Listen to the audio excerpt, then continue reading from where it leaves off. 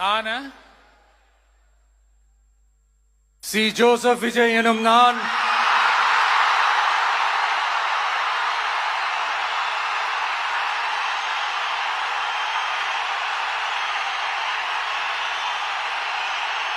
சட்டப்படி அமைக்கப்பெற்ற இந்திய அரசியல் அமைப்பின்பால் உண்மையான நம்பிக்கையும் மாறா பற்றும் கொண்டிருப்பேன் என்றும் இந்திய நாட்டின் ஒப்பில்லாத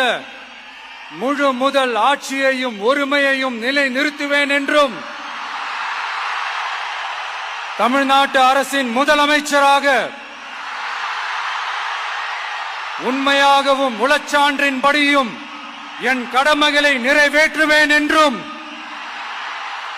அரசியல் அமைப்பிற்கும் சட்டத்திற்கும் இணங்க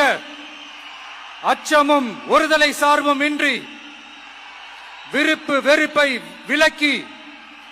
பலதரப்பட்ட மக்கள் அனைவருக்கும் நேர்மையானதை செய்வேன் என்றும் ஆண்டவன் மீது ஆணையிட்டு உறுதிமொழிகிறேன்.